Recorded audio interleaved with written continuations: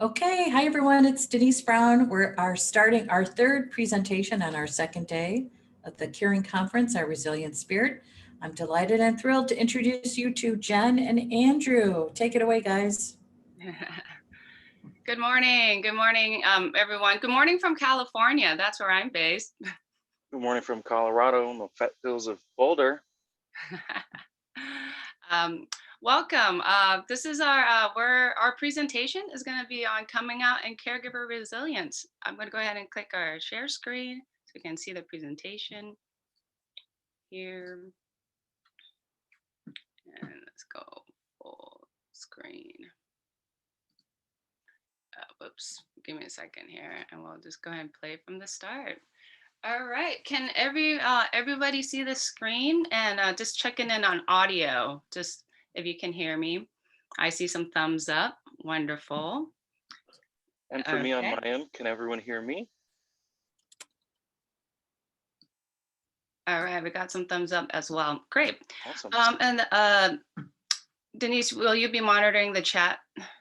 Just to see what's going on. Okay, great, because we're doing a tag team this morning. It's going to be me and my co-presenter Andrew going back and forth. So we're juggling the slides, and thank you, Denise, for moderating anything that pops up in the chat. Let's get started. So yes, coming out caregiver resilience, we are very happy to be here. You know, both of us identify as part of the LGBTQ community. As being part of the LGBTQ community, there is a process of coming out. And in addition to that, we're also caregivers. So the merging of the both worlds is something that we've lived with for many, many years. And so we're very happy to have the opportunity to share our life stories with you and what we've learned and a few takeaways. My name is Jenn Chan. I'm a certified senior advisor and also a certified caregiving consultant.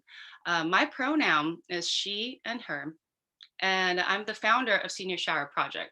And this is my startup.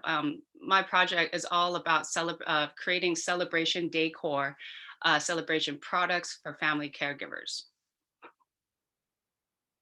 And my name is Andrew Cook, and I am as well a certified caregiving consultant. And I use he, him, his pronouns. And I have been working with this caregiving community for a number of years. And so my websites are contemplativecaregiver.com and pescatherapy.com, where I just work to celebrate the family caregiver and just give supportive services to them. Listen and love. So like Jenn was saying, we've been part of the LGBTQ community. And when Denise invited us to talk a little bit about resilience and sharing our stories, we were excited to come together. So I'd like to introduce Jenn a little bit more formally. I know she introduced herself, but we got a little clip on the bio page. Jenn, would you care to move to the next page? Oops, hold up. Oh, there we go. Yay, excellent. So this is really cool because as I got to know Jenn over time, this story unfolded, right? So we came together a couple years ago at a caregiving conference. I think we met in 2017. And it was just such an immediate electric excitement to be around Jenn. And so Jenn was raised by her traditional Chinese grandma, who often advised her to marry an educated Chinese man. In her late teens, Jenn came out as lesbian, and she was the only person in her Chinese family who identified with the LGBTQ plus community. She dealt with grandma's lectures, family gossip, and heartbreaks. And in her 20s, Jenn started caregiving for her grandma, and their time together opened up opportunities to talk about love and acceptance. And I'm so excited to be sharing this conversation with Jenn because she just emanates love and acceptance. Oh, Andrew, thank you. Thank you so much. Yeah, just again, you know, talking about just our lives as being part of the community and being a caregiver, enrolling in family dynamics. It's there's a lot of challenges. There's a lot of learnings, and I'm happy to share more. And you'll hear how everything ties in throughout the presentation. And as with you, Andrew, thank you so much. I remember meeting you as well at the caregiving conference in Chicago the first time, and I felt like we just had a really good connection. You know, we talked about music. in the beginning, but as we've gotten to know each other over the years, I've also found that we're part of the same community. So I'm happy to be here with you. Yeah, And happy to be well, yeah, let me go ahead and go introduce you now, Andrew, just a here. little bit about your story as well. And here's Andrew's story. Andrew, he goes by he, him, and he has been a hands-on caregiver since 2010 and a family caregiver since 2016 when he started supporting his aging grandparents and uncles as they struggled with COPD. Andrew identifies as queer and is a kink-friendly mental health professional. He welcomes and celebrates caregivers and carees of all flavors and flair. Thanks for that, Jen. I love that. Yeah, Mhm. I just was thinking, yeah, you were talking about, we started with music, and here we are years later talking about very deep, intimate, personal stuff, right? So I'm just really excited to share that. So, we're talking about coming out, right? So this concept of coming out. So we've been talking about this for a couple of months, what it meant to Jen, what it meant to me, and we've been curious. So Jen, what are your thoughts about what coming out might be? Before I answer that, I would say coming out, let's go back just to make sure we are all on the same page. I know we've been throwing these acronyms, these letters, so I'd like to just kind of explain those. But I can't go through a whole alphabet workshop today. We're going to go through what we can identify with, and we'll save time later for questions. So if you do have questions on some of the terminology, we can cover a little bit of that.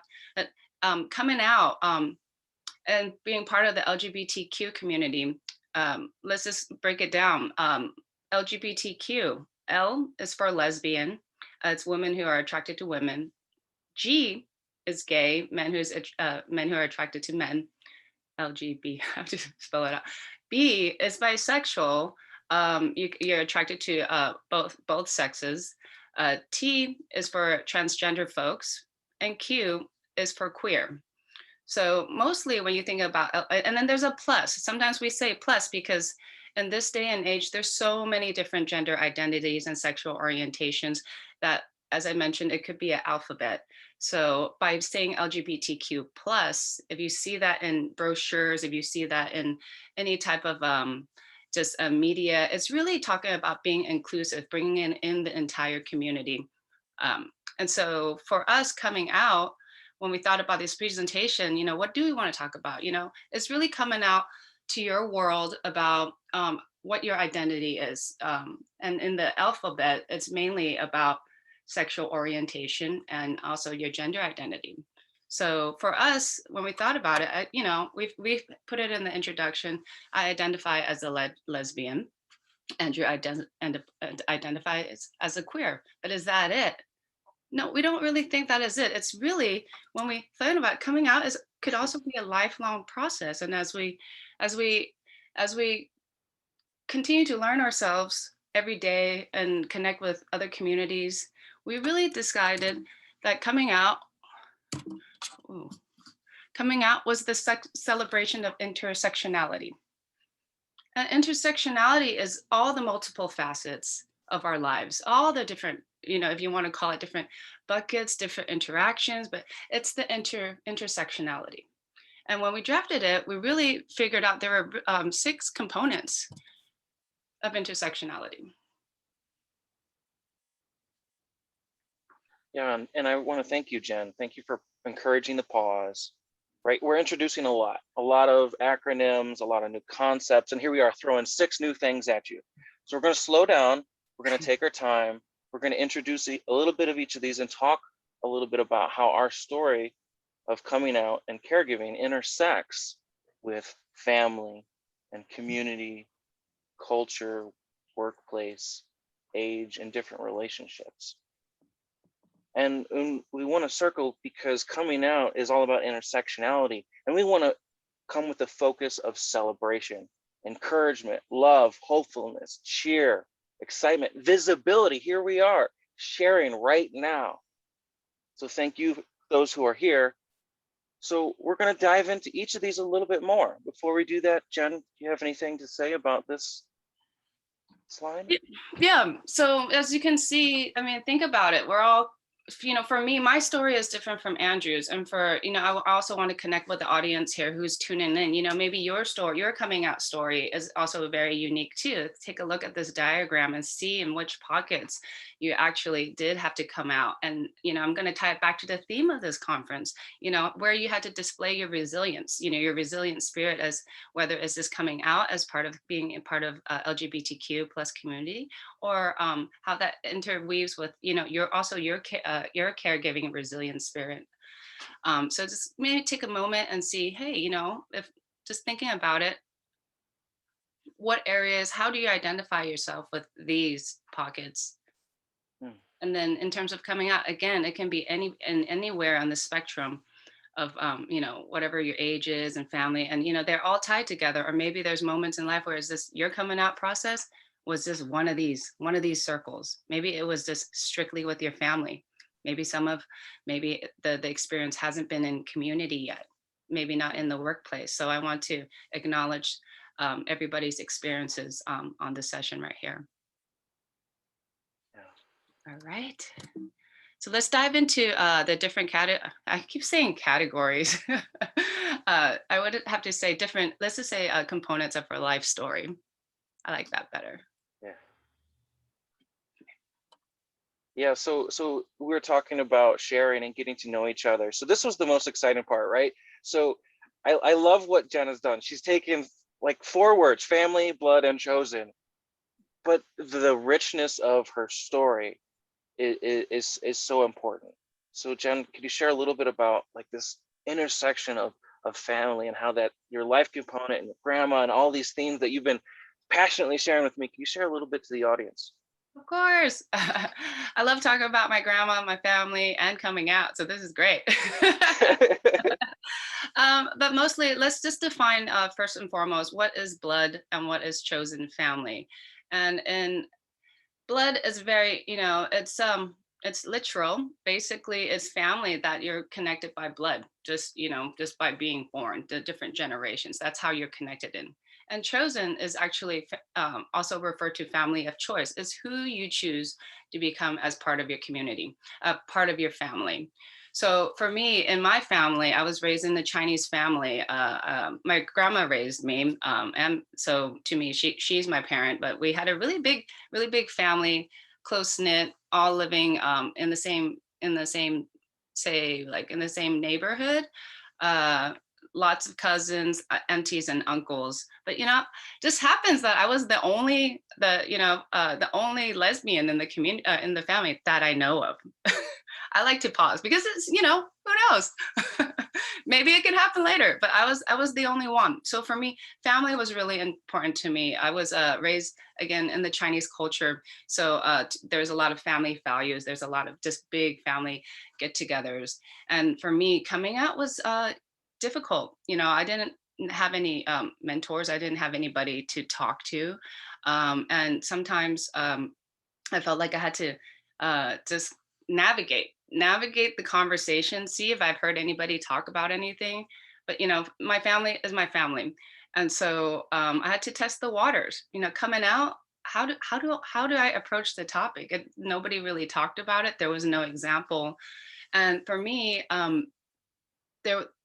there was a point in time when I was testing the waters with my dad.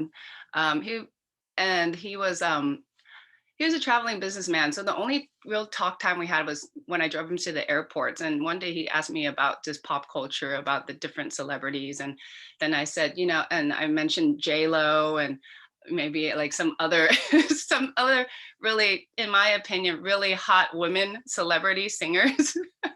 And he agreed that they were hot and okay, yeah, they have a great voice. So I took the opportunity and say, hey, Dad, yeah, so I mean, yeah, they are really pretty, but what if I like them, like really like them? I don't know if I said that, but something to that extent. And he immediately said, I would disown you. Ouch, that hurts. I'm driving and I just have to just kind of take that and said, thanks. So what other music do you like, Dad? That moment really brought home to me, wow, just because of my attraction to women, my dad immediately, he didn't say anything else. He just said, I would disown you. that hurt my feelings and it felt like a threat, like for me to come out as my own identity. And I'm going to tie it back into, well, if I get disowned from this family, how do I create a new family? Do I need to choose like my best friend? Okay, she understands me, maybe a couple other friends at school, but do I need to choose a new family? Who would be on my side? Who would accept me? And that really brought to light how, okay, well, if my dad felt that way, it's going to be, it may be really difficult to come out to grandma this way. She would probably definitely not accept it. So for me, after that experience, it took a little bit to have to figure out how to kind of, have this conversation and not feel like I would lose something that was really near to me. That was my family. Yeah. Yeah. So just honoring that there is loss, right? Honoring the loss there, the ouch, it hurts, right? So we Mhm. make space for that, right? That's why we're seeking out that chosen, that family that says, yeah, ouch, that hurts. I felt that too, right? And so Mhm. that's where like we've come together and we've become a family of friends who can talk about this, because sometimes there is no one to talk to. Mhm. And I experienced some of this with my family, where some family members I was able to come out to and share my identity. And there was some family members at the uncle and aunt level and parent and a little higher who threatened me and have not talked to me the same since. And this was years ago. So this is why we have a need for community. And so the beauty is we can create community, right? We're doing it today. There's 27 participants in this talk. This is community here and now, right? This is caregiving. This is education. This is social media for those who've seen it on social media, right? But it's not just this. There's faith-based organizations and there's opportunities to really get out and celebrate. And Jenn has a little story about this festival and what she means by that. Jenn, could you share about that? I could definitely talk about that, but before I go that, I do want to bridge back to the family aspect and bringing back to, remember that diagram, the intersectionality. We identify as being part of the LGBTQ community, but I also identify as a granddaughter. I also identify as a daughter. I identify as a cousin. Like that to me is really important. So tying in how important that family component was and the intersectionality is something where you have to figure out how you're going to come out, how you're going to express your own individuality. Really want to bring it into that. And from there, yes, I would love to talk about this festival of this community that I have looked for, because another identity, as you see on the slide, is, maybe you identify yourselves as a churchgoer. You could identify with yourself as a student. You're constantly educating yourself. You identify yourself with part of the caregiving community. That's as an identity. So just think of how everything overlaps. And also in social media, in the digital age, you can find community now. Think about just one keyword search and you can find all the groups. I can tell you there's LGBTQ caregiver communities. You just need to search that up. But say maybe 10 years ago, that wasn't as accessible. So the communities are out there. For me, just in terms of talking about festivals, I'm an avid goer of Burning Man. And if any of you know of this, a really amazing festival, it happens out in the desert in Nevada. It's an art and music, very progressive festival.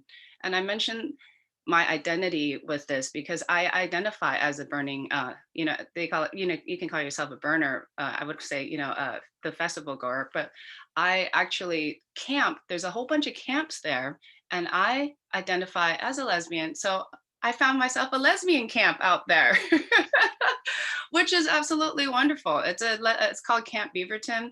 It's a lesbian camp. Also, if you're a woman identified, you can also stay in that camp. And it was really nice. And going back, so I'm going to pause right here because it was important. When I was caregiving for grandma, I did it for 10 years, and I've been going to the festivals for 7 years. So think about that, right? It was really important to me. The festival was my caregiving respite. It was my vacation. It was where I could get to check out from caregiving for a full week and really focus on all that's me. And what did I decide to do when I wasn't working and wasn't caregiving? I decided to identify myself with a community of campers that I identified with as a lesbian community. And it was really awesome because we hosted workshops to talk about identity and sexual orientation and just and hosted parties. But for me, that was the community that I really looked forward to connecting with in person. And outside of the desert, there was a there were there are people there are the camp members are in the San Francisco Bay Area. So not only was it a one-year event that I looked forward to, there was another group that was in my local area where we could meet up for at the park, meet up for fundraising events. So I was able to still continue to be part of that community, which made me feel really good. I still haven't, my family's not really embracing me, right? Not too much yet, but I have this community where I feel like I belong and I can be myself and I'm accepted. Um, and yes, Burning Man's really fun. Yeah. Yeah. What about you, Andrew? In terms of community, is there a community that you've really, um, you know, identified with in your coming out process? And Yeah. Yeah. Well, that's very important because so it's really interesting. Just an acknowledgement. With coming out with identity, we're also talking about gender. We're talking about sexuality. Which within that can come with abuse, sexual violence, sexual abuse, gender harassment, discrimination, assault. So within that, I can acknowledge that part of my coming out to faith-based community was not supportive. When I was in a faith-based organization when I was younger, I identified as Christian and Southern Baptist, and there was a very much an anti-gay stance with the particular community that I was involved with, and so there was some hardship with that, and so part of my identity struggles sometimes with faith-based communities who may hold stances that are non-inclusive and non-embracive. Now, when I look down the street and I see Unity of Boulder and they got 17 different rainbow flags all strewn about the property, I know that's a safe place that I can go and have a conversation about God and faith and spirituality and know that I am seen and welcome and accepted within my identity. So that comes up really strong for community for me. Another thing that comes up when you mention festivals, I want to also turn this to the people in the audience, wherever you are at. Think of when you've heard about the Gay Pride Parade and the big Gay Pride Parade in your near town, near city, and how your specific community celebrates their pride.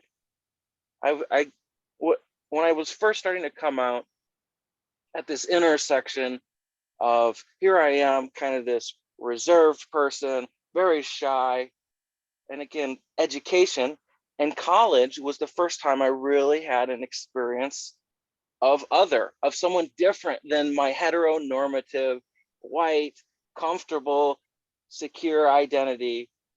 And then I was introduced to difference and change. And I began to get involved with the Gay Straight Alliance on Indiana University campus. And for me, that was just mind-blowing. Became friends, went to the Gay Pride Parade in Chicago. My mind exploded with, it just exploded with glitter. I could only say that, right? I'm still getting glitter out of my hair 10 years later after this experience that changed who I was and how I seen the world. So that comes up for me when we mentioned community, right? There's faith, there's education, there's festival. And this, again, the caregiving community. Here we are 10 years later, talking about caregiving and how it relates to coming out. Thanks for sharing about all of that. And just hearing you, I'm so glad you have found a place that you can feel fully loved and accepted. And just looking at what we've just shared with family and community, I also thought about the caregiver role just right now. I didn't even script this. It's just thinking about as caregivers, we're always giving and giving love, and as Raina spoke earlier, we're always responding in love. Think about how we can give the love, respond in love, but we can't give from an empty bucket. Going back to caregivers, we also need to fill our own buckets. And how do we fill our buckets to be loved and accepted as well, to be given love, to receive love? And by finding the right family, or to having our chosen family, or having family that accepts us and communities that accept us as LGBTQ caregivers, that, and I'm speaking for myself, but I'm just kind of seeing how that can fill my bucket. That's where I can receive love. If I'm not getting it from my care recipient because they don't understand my identity, I can get love from different communities that can welcome me and who I am. Just really thought about that and filling up my bucket. Thank you, all the communities out there. Yeah. Yeah, yeah, yeah. You can go ahead and go to the next one because we're talking about buckets, right? Mhm. So I just want to jump right in, right? I grew up on the farmland, right? I grew up in the country. And so we're going to talk about some culture here and how this relates to, you know, kind of the sources of filling your bucket, right? These are the very first sources that we have, usually our family, right? Our ethnicity, racial identity, right? We might be multiracial. We might hold multiple identities, you know, where we're from. And even ethnicity wise, different locations within an area can have very different experiences. You know, again, if you're in an urban environment versus a rural environment, like where I grew up. Jen, you grew up in San Fran Bay, right? Yeah. Born and raised and lived with pride, right? Yes, it was accessible. I would have to say, in terms of culture, location's important. And when you're coming out into the world, you know, there are times where I forget that I live in San Francisco Bay Area with a progressive culture. You drive a couple hours out, and it can be a completely different experience. You go to another state, it can be completely different. When I came out 10 years ago, you know, I was holding hands with my girlfriend walking down the street just fine. But when I went, say, to, I forget what the city was, but I was 3 hours out. We were in this kind of like hot springs area, more like a mountain town. But while walking around holding my girlfriend's hand, and we were getting catcalled. And I was just wanting to have a really sweet romantic date night with my partner, but we were getting harassed. And I said, I came here to relax, but now I feel like we need to just go home for the moment. You know, okay, great. Okay, now another reminder of different cultures, different places. I'm just being me trying to have date night, but people are harassing me because they see something new and something different. So throwing in just the aspect of resilience of, I'm going to keep doing what I am, but you know, I have the choice to take myself to another area. Yeah. Yeah, and throwing in also the ethnicity as well. Again, I emphasize the Chinese culture because, you know, it was very difficult. My grandma is a traditional matriarch Chinese grandma, very, very specific on what she wants to see and how she wants to raise me. And I was the only one out of her 10 grandchildren that's a lesbian, that's gay. And so for her, she was always emphasizing, you know, are you still trying to are you done having fun now? You really need to settle down with a man that can take care of you, over and over and over again. And for me, think about that. When you're caregiving, you're in this intimate place where you're changing diapers, you're invasive things, and you're trying to bathe her and all the things, and you're giving so much love, and she's just, you need to get your act together. And literally, physically in my face, just not recognizing who I am, or telling me I'm not living my life the right way. So it's interesting to see the culture. And then also in terms of media, right, Andrew, we've talked about this too, like over the course of years, there's now more visibility and more icons, more gay, more lesbian, more transgender icons in media. So in terms of culture, it's like what you're exposed to in the past, and now what's now. And it's been beautiful seeing that. But thinking of our coming out process, it was a little bit more limited back in the day. Yeah, right. Well, we think about why it was, and a lot of these things are generational, right? We talked about the messiness of caregiving, right? Sometimes we take care of an individual who is racist, who is gendered, who is sexist, who is biased, and who also has dementia, who does not have any awareness of even who you are, even though you're related to them. right? Looking at your grandchild and them not seeing your face, right? So it's not just that we are being assaulted with the discrimination and the harassment and that violence against our identity, but it's also the strain of the relationship in the caregiving scenario that we're in with our loved one, with our sibling, with our parent, with our grandparent, with a stranger that we're just beginning to meet, right? They come from a unique culture where they're from, right? Rural, suburban, what media stations they grew up with, black and white television, radio, HBO, right? There's a huge spectrum. And within that, we just want to, again, try and find moments to celebrate, because as we're trying to build this concept of resilience, we want to find, okay, so you grew up in farmland. Oh, you had no awareness of anything. Oh, okay. It makes a lot of sense why you would say these things. And guess what? You just created a little piece in your brain, because now you've been able to rationalize something that makes no sense whatsoever, right? So that kind of goes into this concept of coming of age, right? If we think about it, it's not too long ago that as a, yes, Jody, thank you. So much is based in fear, right? So I'm going to introduce this concept because I am teaching from like a clinical counseling perspective, and my education as a counselor really informs the history of where we've come from, because in the 70s, they were diagnosing people who were gay and lesbian as having a mental health disorder. Okay? That is a huge issue. Yes, so, and I'm going to add into that, Andrew. Yeah, I'm fired up too, because things are happening. Things have happened, and it was only until 1973 that being gay was now not categorized as a mental illness.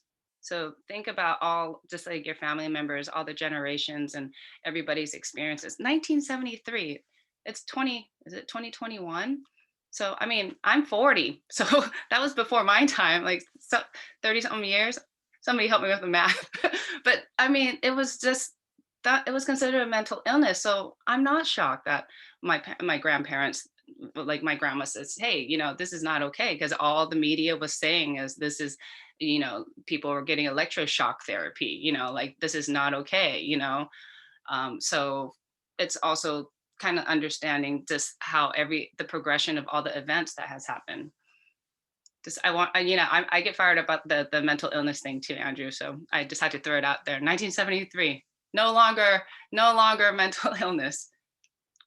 Yeah, right. Well, so this is important, right? This concept of supportive the mental health, because this is a population that to this day is being harassed, right? If we look at the rates of suicide, individuals that are LGBTQ are at a much higher risk and much higher rate, particularly BIPOC, Black and Indigenous persons of color who identify as transgender are at a much, much higher rate of suicide than the general population.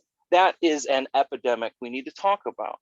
That all trickles down to the media, the location, the culture, right? And so this concept of coming of age, our coming of age story in this moment is let's celebrate what we have. Let's mark where we need to go forward. Mm-hmm. And let's welcome, okay, I don't know about pronouns. Guess what? I got homework. I got to learn about pronouns.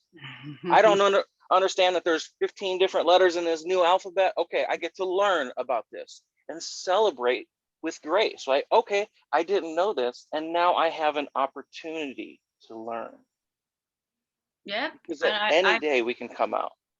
Yes, any day. And I hear you. I want to celebrate every day. Pride is every day for me. Yeah, and in terms of also coming of age,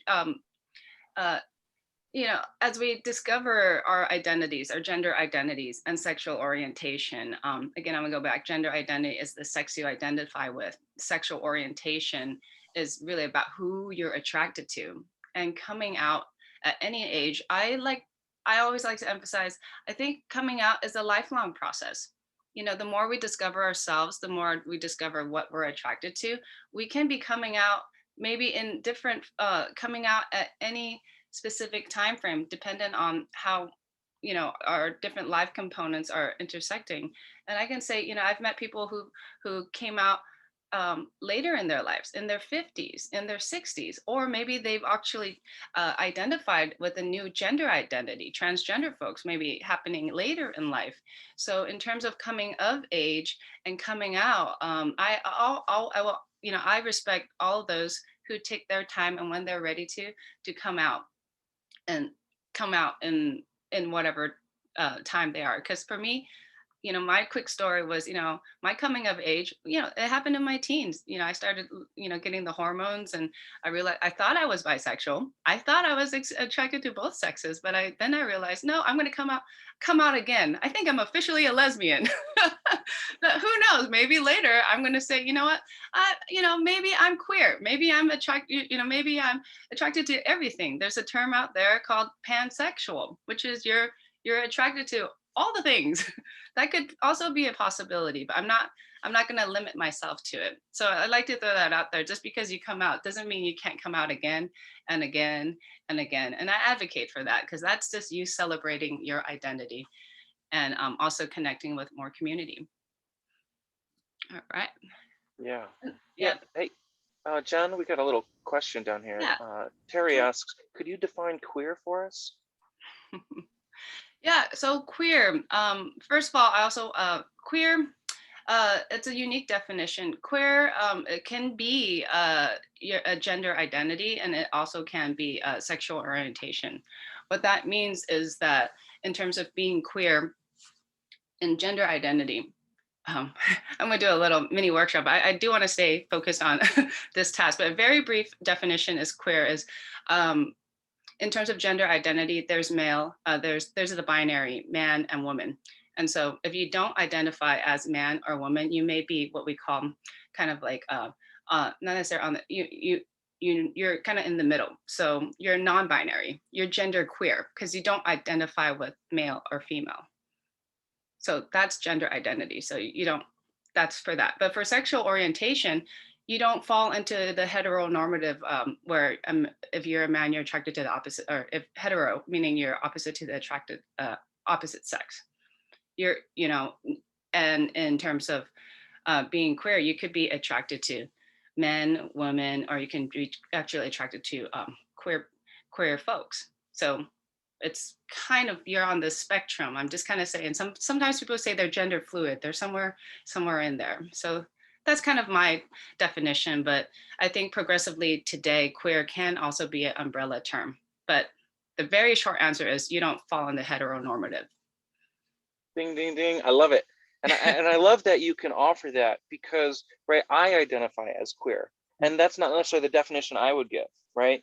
So I love that because it kind of introduces what we're doing here, right? Workplace, relationships. And we're going to kind of touch into this and circle it back. But you know, one of each of our roles is we're trainers and we're educators about inclusivity, about these concepts, right? Mm-hmm. So yeah, we can speak for 8-9 hours about this, but at the end of the day, we got to ask the people who identify as a certain thing, what does that mean for you? Because that is our gateway into discovering what that means for them, right? If the biggest problem is we make assumptions on what things mean for other people, right? So especially this happens in the workplace, right? Especially if we're in a role of power where we're training, we're teaching, we're informing or educating, or maybe we're administrating, maybe we have to write people up, anything, right? So all of that comes into play. And so we have to look at how inclusivity practices occur both on a peer-to-peer relationship, but also on a bigger scale. On how does the entire corporate structure, or how does the small business owner, or how does the employee relate to these concepts, right? And these identities, right? Sometimes we have gendered roles. And I bring up workplace because I started out as a caregiver in a nursing home, working midnight shifts, often, sometimes evenings. And for me, one of the biggest moments of I would call it awakening for me. And here's the celebration, ringing the bell of celebration, this awareness point. So, I also love Jenn's senior shower project. So I was showering a senior that lovely evening. And so I'm fresh, I'm new, I'm 4 months in caregiving. My scrubs are soaking wet, and I'm taking care of this gentleman, and I wash him down and scrub his back. And then he says, get the dress and get the panties and get the bra. And in my mind, I had no frame of reference except for this was bad, this was wrong, this is not okay, because of the culture that I had grown up with. And so for me, this was a moment like, whoa, whoa, whoa, heads exploding, what's going on here? I didn't understand it. But my role in that moment was to honor his dignity, to do what he requests, to make sure he was nice and dry, because we got to make sure people are dry before we put on their clothing, right? That's important, makes our job easier.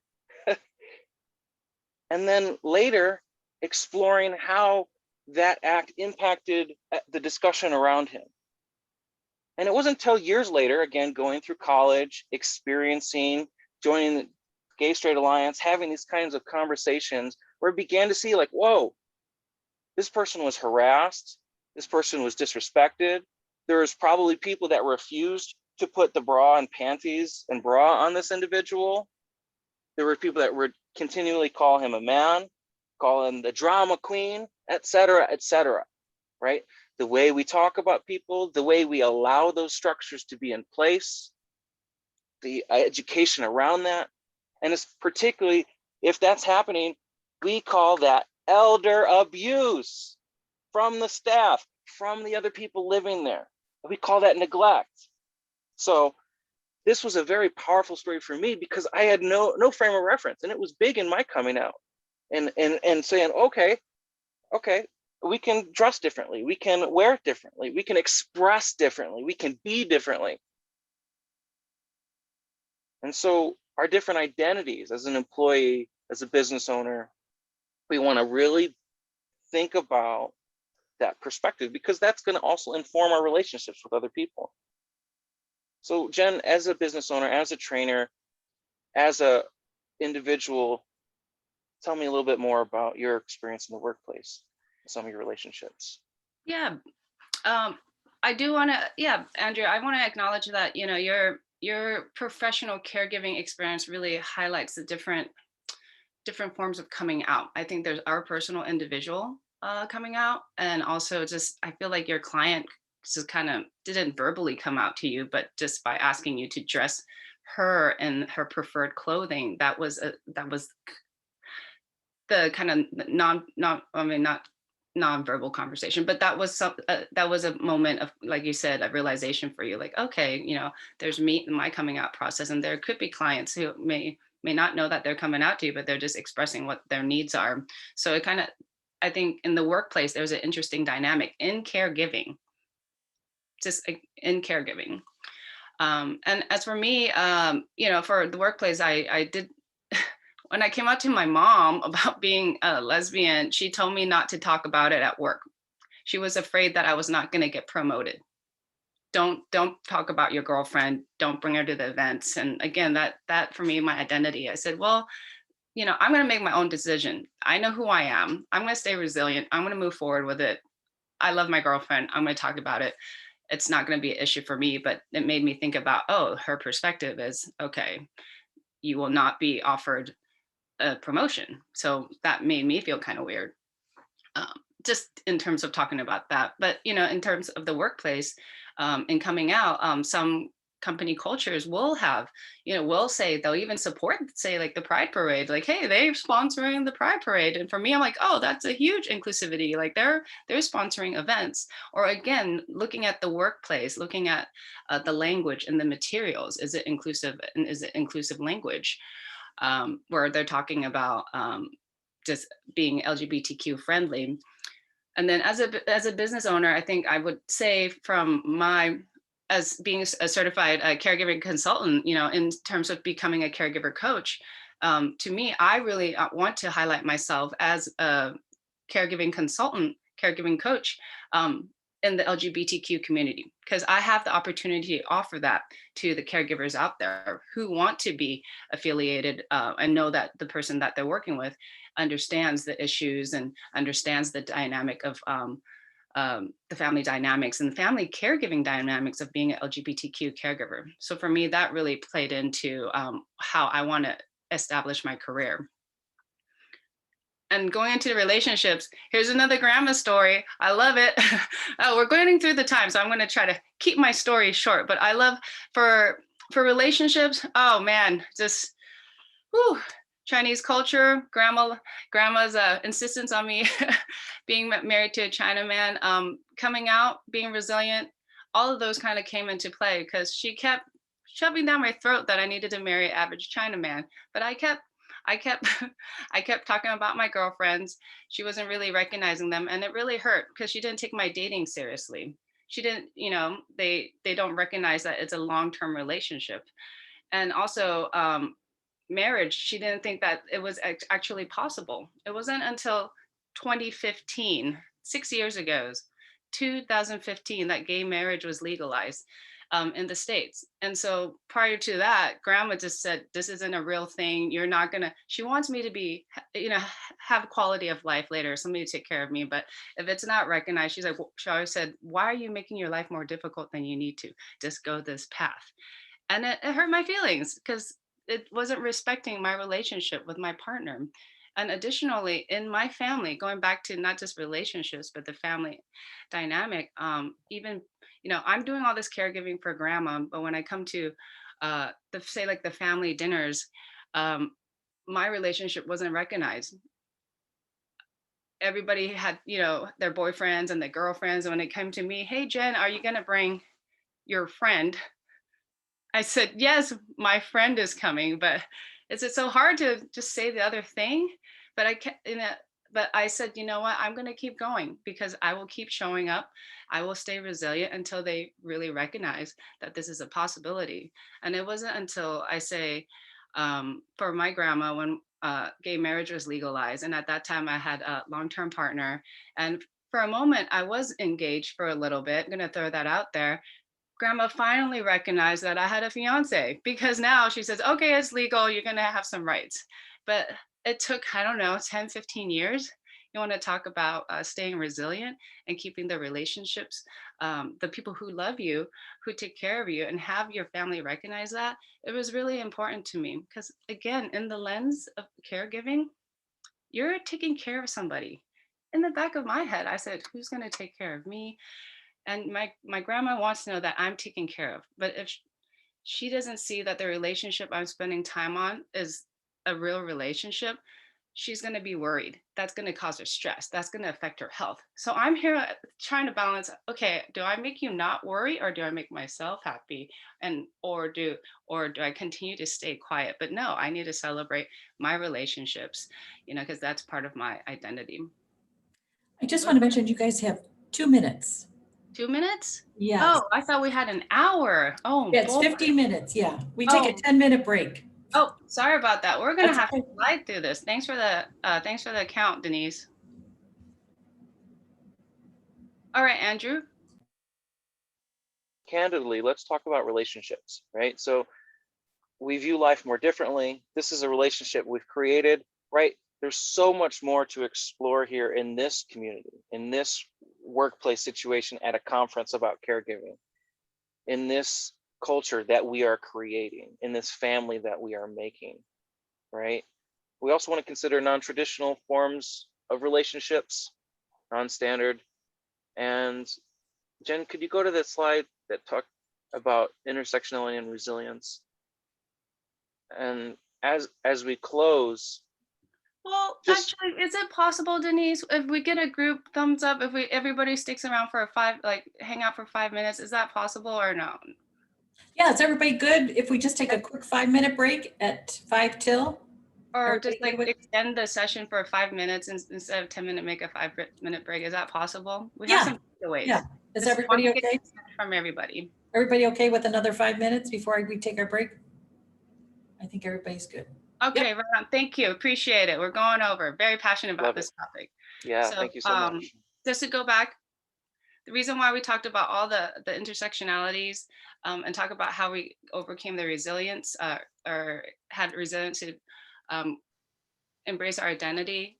This is important. I think, Andrew, this is really encompassing how with our intersectionality of all of these things as resilient caregivers and LGBTQ folks, we overcame the oppressions as you see by maybe just like homophobia or say the socioeconomic oppressions, like I was talking about, maybe promotions, like financial security. We overcame them by these resilient tactics, by adapting, right, Andrew? Yeah, so we're adapting, we're improvising, right? We adapted, we got 5 more minutes. We're improvising, we're kind of rushing it and kind of getting it all together. We're acculturating, we're kind of adapting the content. We're hopefully integrating this, right? What we've shared today, what's been introduced to us. And guess what? Part of overcoming is honoring resistance, right? So when a resistance comes up, we need to note that in our system. When resistance comes up in the relationships of other people, we need to note that. When it comes up in our culture, note that, right? Yep. Because some of the oppressions are invisible, right? Some of our identities will go invisible our whole lives, even blind to us ourselves. So in that same kind of mindset, for everyone who's been silenced by violence, we give them an opportunity to speak, to be heard, to be seen, to be loved, to be valued, to be honored, and to be celebrated, right? Because intersectionality is about celebrating. Coming out is about celebrating. Resilience is about celebrating and trying to figure out all the different ways to overcome. Yes. And as we overcome, there are resources available as part of being part of the LGBTQ community. This is why I really wanted to hang on tight for a little bit for the participants, because there are resources. Just because we're coming out doesn't mean we have to do it alone. And nationally, there are organizations that recognize our community. We have, and specifically because we work with primarily older adults. There's SAGE. It's an organization that supports LGBT elders. Because I think about, I'm 40 now, but I'm going to be aging. What resources are going to be available for me as I enter my later years? And then Andrew here, he introduced this to me, the National Coalition for Sexual Freedom. Yeah, and so the National Coalition for Sexual Freedom, it's similarly like the advocacy services by SAGE, but more specifically, this is focusing on kink. So this could be, whatever your kink is, from getting spanked to, wearing diapers. Who knows, right? Let's not kink shame. Let's honor and celebrate. Let's welcome and have a conversation, right? So find kink and LGBTQ friendly professionals. So this is caregivers, this is mental health, this is doctors, this is handy persons, lawyers, you name it. If you identify as a kink friendly, LGBTQ friendly person, you can apply to go on this website. One additional service, if there is a critical incident of violence or harassment that needs to be reported by a company, then you can go to this website, make a report, and the National Coalition for Sexual Freedom will follow up and respond and provide advocacy and education. So those are some really good national resources that we just want to mention, and there are tons more out there. Yeah. And again, bridging the intersectionality, everyone, there is, SAGE has partnered with also AARP because they recognize there are LGBTQ members that are caregiving. So for them, they've even produced materials to help support caregivers like us, where it's a prepare to care kit, a guide kit for caregivers that are part of the community. I even have one right here, the whole booklet. Just go on the AARP site and you can have it. That's awesome. Thanks for that introduction. And also local resources. Want to just mention that we talk about nationally, but in your state, there could be organizations that can help you. I'm going to talk about California Resource Center, Family Caregiver Alliance in San Francisco. They are a big caregiver resource center and they offer caregiver retreats. But I also found that they have an LGBTQ online community. It's beautiful. Again, they recognize this pocket of people who are serving their families or maybe even their spouses in terms of being in the LGBTQ community. And then Openhouse, I want to throw this in there. Also in San Francisco, they offer LGBTQ cultural humility training. So what that is they offer workshops on teaching about LGBTQ history and also gender pronouns, terminology in your workplace or in your organization. And so if you want to start having inclusive conversations with their community, you can have organizations like this do this type of training. And they also have an LGBTQ dementia caregiver support group, very specific, but these groups are out there. Look for the organizations that are in your area. And if they're not in your area, you get to have the opportunity to make them, right? Queer Asterisks is an example in Boulder. They do similar things to the California sites with the focus on counseling and mental health. So again, if you don't find community in your community, be the community, build the community, grow the community. Look to the local resources, look to the national resources, and then look, here you are at a conference, creating community. So I want to say, Jenn, I want to thank you for our time, and I want to honor the time of our guests. Yeah. And I want to also, close with, yes, it's so important that our identities are validated, are heard and honored, because they have an impact on our caregiving experience. If we're not seen, if we're not heard, if we're not listened to, our ability to listen to and see and hear others is really going to be impacted. So with that in mind, Jenn, I want to celebrate you and celebrate everyone here and share that coming out is the celebration of intersectionality and resilience. Yes. Thank you. Yeah. And then this is our information. If you have any questions. And there's a few questions in the chat room, so I'll just ask you guys to go ahead and, go ahead and type I'm going to go ahead and stop so I can see everything. Thank you for your patience, everybody. Thank you, everyone. Yeah, thanks you guys so much. This was great. So the chat room is where you can go to answer those questions. That would be great. And we'll take a quick 5-minute break. Everybody good with that? We'll come back in 5 minutes, and Donita is going to lead our panel discussion. So we'll get Donita, scheduled. So thanks, Jenn. Thanks, Andrew. Thanks you guys so much. Thank you so much. Okay, so Donita, I'm going to make you a co-host. Yes, ma'am. Okay. And then you can start sharing when you are good. I'm assuming you have a PowerPoint. No, it's on, well, It's like 3 slides, and then I'll Okay. stop sharing. Okay, yeah, that's great. That's perfect. Okay, Oops. and your other Presenters. can go ahead and unmute too if they'd like to. They can unmute now if they'd like to. And that way everybody will be good. Okay. Cheryl, Mel, and Sylvia. Unmute and start your video so that we could be all. Oh yeah, and start their videos. Yeah. So I'm just gonna run to the restroom really quick. Okay.